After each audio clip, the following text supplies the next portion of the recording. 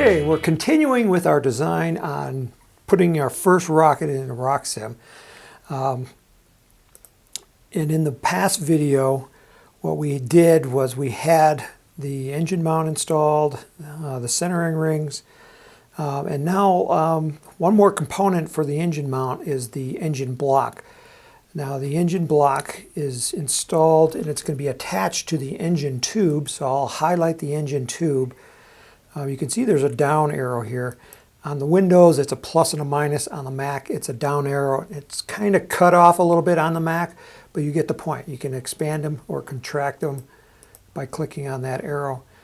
So I'm going to attach the engine block to the engine mount tube. So highlight that and then click on engine block. And it brings up the database again. And in this case, I'm just going to select from the database. I'm going to select the centering ring 13 to 18. That's my typical centering engine block that I use in 18 millimeter tubes. It's this one right here. So I'm going to highlight that and just click OK. And it puts it in here, and it's hard to see, so I'm going to zoom in. And of course it's a color that's hard to see, so let me change the color for you. Again, we'll make it a nice bright color so you can see it. I'll make it orange, so here it is right here. And I'm just going to slide it back, going to the General tab. Slide it to the right in front of the engine, so that the engine pushes right up against it. That's the typical location for an engine block. In high power motors, you don't use engine blocks because you have a thrust ring that's actually built into the back of the motor itself. This is only for low power rockets, and the way things are going, more and more, you might not even need it in the future. But I'm putting it in here, so double checking my material, so I'll say it's okay and then click OK here. So now the engine block's installed. Now we're going to put in a launch lug. So again, we need to find out where it's going to attach, and we're going to attach it to the body tube. So highlight the body tube and then go over here to launch lug. And I'm going to select an Apogee 1/8 inch launch lug. Click OK. And there's my editor screen for the launch lug. And right now it's attached to the front of the part. And I got the inside and outside dimensions and the length. So now it's just a matter of moving it to where I want it on the tube. Typically the strongest location for the launch lug, where it's least likely to snap off, is right at the center of gravity. So I'm sliding it over here on the rocket to the center of gravity, so it spans the center of gravity. If there's two launch lugs, one would go in front of it, one would go behind it. Then you can spread them out really far, but since I only have one on this particular rocket, that's where I'm going to put it. This rocket, in real life, I would probably use two launch lugs because it's a little bit bigger, but for this case, I'm just going to use one. I'm going to change my color. I'm going to make it white in salamander color and white in 3D. Click OK. I do need to change the radial position because right now it might be in line with this fin. And the way you can tell is either looking at it in 3D or in 2D. So if here in 3D, I can rotate the rocket around and zoom in. And you can see that my launch lug is right in line with the fin right there. Not a good location, so I'll go back to 2D. Actually, I want to look at it in the base view. So this is where the first time we're looking at the base view of the rocket. Again, I'm going to zoom in here so you can see it a little bit better. And we need to rotate it around off of the fin, so I'll go to the radial position tab. And again, this is the first time we're using this tab. All the parts have it. Most of them you don't need to move. And this is a dial. On the Windows, it's more like a pointer, but again, you can grab it and slide it around to any position that you want. As you can see, as I'm sliding it around, the launch lug is going with it. You can also type in a number, so I'm going to type in 60 degrees and then click OK for that. And if I go back to 3D, it should be off of the tube. Let me see if I can find it. There it is.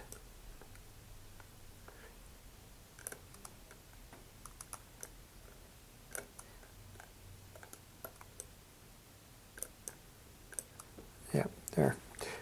Okay, so I like the position, so I'll click OK.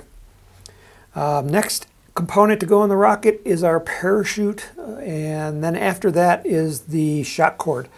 So again, everything is going to be attached to the body tube, so I'll click the highlight the body tube and then go to parachute. This time I'm going to click cancel out of the database. I'm not going to choose one from the database. I want to show you how to pick a parachute using Rocksim.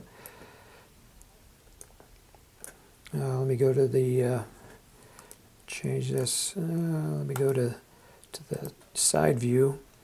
Okay, the parachute is represented by a P, and it will be a box around it once we select the thickness. A typical thickness for a parachute is 1 mil, which means 1/1000th of an inch. So 0.001 inches. You have to select the shroud line material. Since this is a small rocket, I'm going to use carpet string. Now I need to select an outside diameter. Now Rocksim has some preset rates in it, a high descent speed and a low descent speed.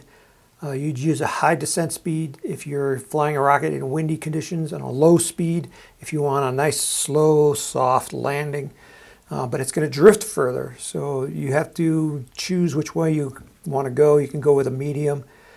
I'm going to select medium and change it to feet per second.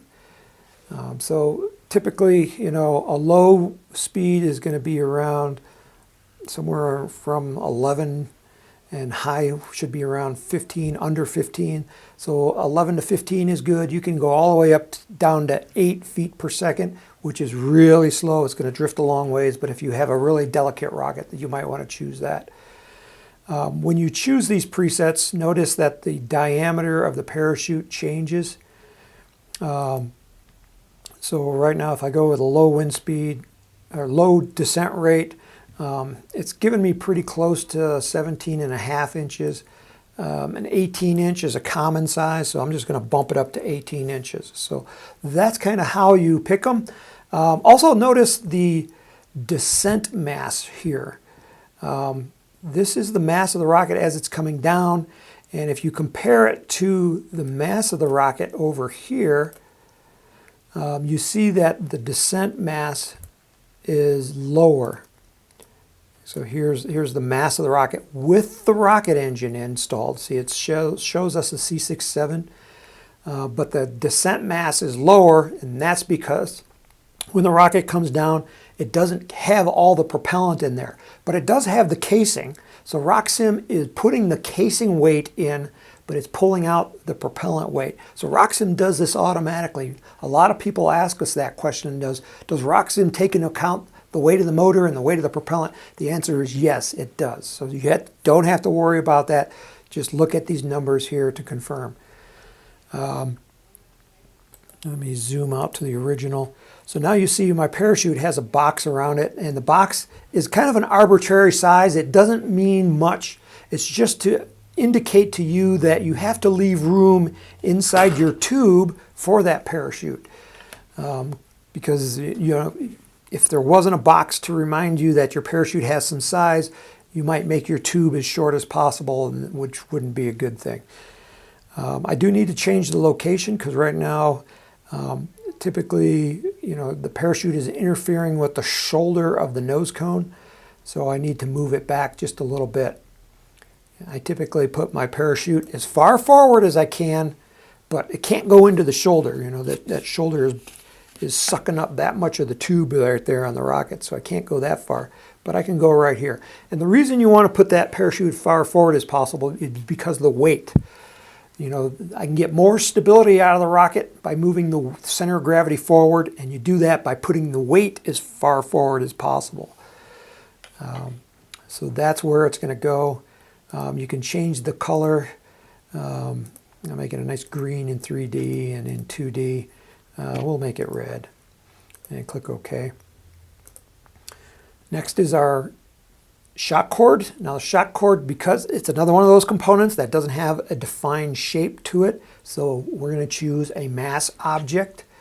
Again, select where it's going to go, and again we're going to choose the body tube, and then I can come over here to mass object, and I'm going to cancel out of the here, because now I want to change the classification from a general mass object to a shock cord mass object, and this gives us different materials to choose from. So for the material here, I'm going to choose, I want to go with some Kevlar, because I like Kevlar for my shock cords. I'm going to go with 100-pound Kevlar, which for a small rocket like this is more than adequate. Now the length of your shock cord, on a typical rocket like this, I want to go 4 feet. Longer is better, but the longer it is, the greater the chance of its tangling. But you don't want it too short, because then you're going to get zippers. You want the nose cone to come off the tube and slow down before it gets to the end. Because if it gets in too quick, it's going to have too much force and something's going to break. Either you're going to break the shock cord off the loop on the nose cone, or you're going to yank out the anchor, or if the rocket is coming over the top and it comes off too quick, the shock cord is going to zipper that tube. So you want it to stretch out, slow down. Everything's slowing down when it's stretching out. So longer is better. So err on the side of being longer than shorter. So I said 4 feet. Well, I'm going to go 5 feet. So my length, I'm going to change this to feet, and I'm going to just type in 5 feet here and hit enter. Now you can see my mass object here on the front. It's at the front of the nose, or front of the tube, because I'm attaching it to the tube. But I do need to move it back, and typically you put your shock cord behind the parachute, because once you bunch it up, it acts as a little baffle and it protects the parachute even better. So that's kind of where I put it. This other mass object in the back is also purple, so I'm going to change my color on this one in 2D to a kind of a yellowish Kevlar color, like about there. I like that. And I'll click OK. So now I got my shock cord installed. I'm going to save my design because I don't want to lose it in case there's a power failure. And I'm actually ready to launch. So when you're ready to launch, you go to the Rocksim simulations properties, and this is the icon. This is kind of like the rocket sitting on the launch pad with the igniter wires coming out the back end. We already previously loaded an engine, but if you want to change the engine, this is where you would do it. You click on choose engine and then select a different engine from the list. I like the C67 for this rocket flight, so I'll just click OK on that. And then when you're prepping for launch, you go across these tabs on the top. The flight events, we're going to deploy at maximum engine ejection, and that's this option right here. So it shows our parachute. Once we install the parachute, then you'll see this. If the parachute's not there, you won't. Simulation controls, always check this. A lot of people seem to forget that the flight doesn't end until it hits the ground, but you can actually set it to end at Apogee, and a lot of people leave it there.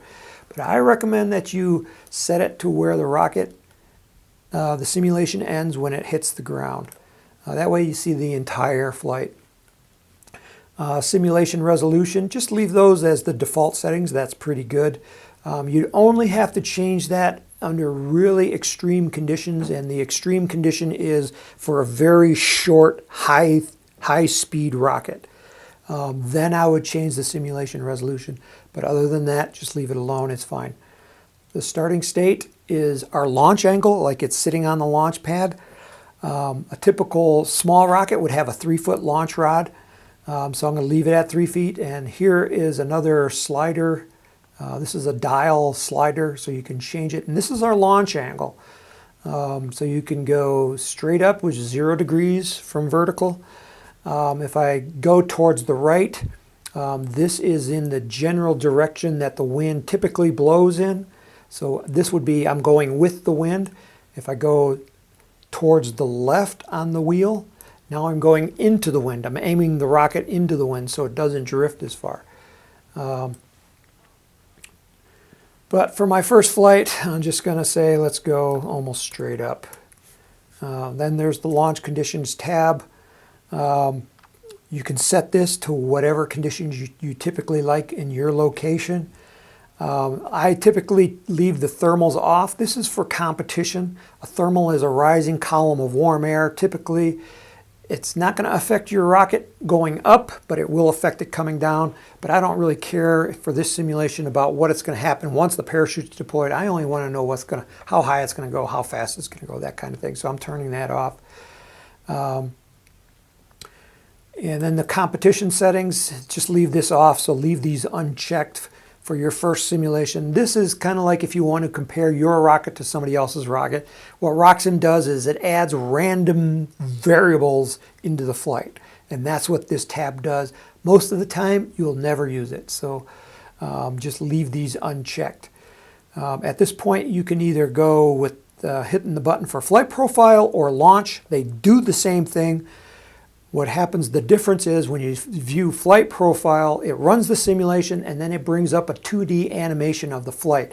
And this is, I love the 2D animation. I always click on flight profile because I want to see what the rocket's actually doing. So if you remember from our very first video in the tutorial section, we ran a simple simulation. We showed you this screen. So here's the rocket. This is kind of a general nice ice field we're launching from. The rocket is sitting down here. The green dot is going to lay down a dot every 1 second of the flight. So it kind of gives you a trajectory, seeing where the rocket's going to go. And it also, the distance the dots are apart tells you if the rocket's speeding up or slowing down. If they're getting farther apart, the rocket's speeding up. If they're getting closer together, the rocket's slowing down.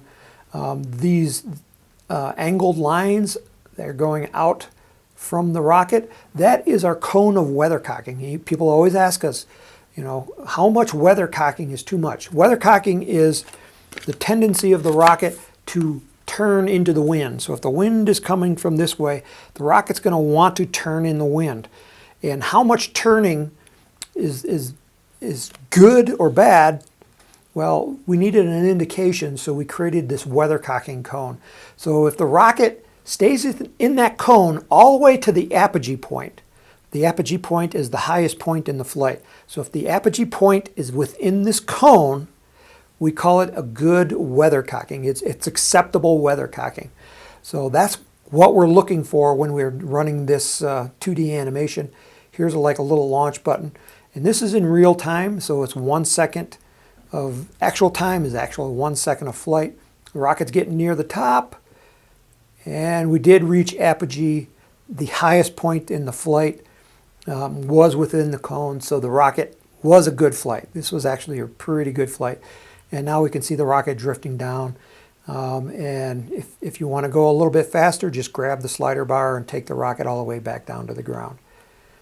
When we click the cancel button, it'll bring us back to the simulation summary screen, the flight simulation summary. And this gives you an indication of just the high points of this flight. The little parachute with the arrow pointing down, that tells us the rocket went over the top and it was actually coming back down before the parachute came out. If we wanted the parachute to pop out exactly at the apogee point, that's called the optimal delay. And this number, this column right here, shows the optimal delay. So instead of having a C6-7, if we would have used a C6-5.39, it would have popped right at apogee with the launch conditions that we used. So that's kind of what that means. So in this flight, we reached a maximum of 828 feet, a speed of 174 miles per hour, an acceleration of 15.59 Gs. That means that the weight of this rocket was essentially 15 times its actual weight. That tells you how fast it was accelerating. It also tells us our altitude at deployment. Look at our altitude. It was lower than the peak altitude, which we knew because the rocket was coming over the top. The velocity at deployment was 39 miles per hour, almost 40 miles per hour, which is borderline high. We'd like to keep it under 50 miles per hour. This is under 50 miles an hour, 50 miles per hour. So this is actually okay. Actually, I'd like to see it a little bit lower, which to get it lower, you want to get it closer to that apogee point. The apogee point is going to be the slowest speed of the rocket during the flight. And then, as we already saw, our weathercocking was safe. We saw that visually, but Rocksim is also giving us that indication right here. Okay, so the last thing I want to show you is the graphs. That's this button right here. Rocksim allows us to plot a lot of different variables. So I like acceleration, I like velocity, and I like altitude. And you can change the colors on the graph. Let's change our altitude to a nice red color. I like to have all these as different colors so that you can tell them apart on the graph. So then you click on plot graph and it will bring up a graph of what the flight looks like. Let's expand this out a little bit so you can see it. Everything is bunched up here at the beginning. So you can click on the little plus sign down here as a magnifying glass and then just draw a box around this. And it will expand that portion of the graph so you can see things expanded and clearer. Our blue is our acceleration. You'll notice this acceleration follows the thrust curve of the rocket. That's typical. The green is velocity. So the rocket reached its highest velocity right near burnout, which we totally expect. And then right at burnout, we expect the rocket to be coasting. As it's coasting, it's slowing down. So it's coasting and it's slowing down all the way until it gets to apogee point. Like I said before, apogee is always the slowest speed of the flight. At apogee, the rocket started coming over again. So, oops, I compressed it a little bit. I did it again. I clicked the wrong button on my mouse. Okay, so then it picked up speed because it was starting to come back down. Gravity was pulling it down. It was picking up speed. But then the ejection happened. And when the ejection happened, the rocket quickly slowed down and became at a constant rate of descent. And that's why this green line is flat. As it's coming down on a parachute, it's not accelerating. It's just coming down at the same speed, and you can see what that speed is here on the graph. And then here, the red line is our altitude. The highest point in the flight is called the apogee. So after apogee, the rocket started coming back down. And at this point, you can see something happen because we had a change in the geometry here. It was arcing over like a parabola, and then all of a sudden it turned into a straight line, and that means it was coming down at a constant rate. And you can take the slider bar here, and you can see it's falling slow, slow, slow until it gets all the way down to the ground, right about 71 seconds into the flight. So this is what we expected to happen. I love looking at the graphs. I'm probably the only one on the planet that looks at the graphs because I'm an engineer. I hope that you'll start looking at them. There's a lot of good information in there. But that concludes this video of designing your first rocket. And congratulations if you've gotten this far. In our next video, we're going to go a little bit further in depth. We'll probably cover custom fin shapes. In this rocket, we used a simple trapezoid, but you can make all kinds of fin shapes. And so we'll look at that in the next video.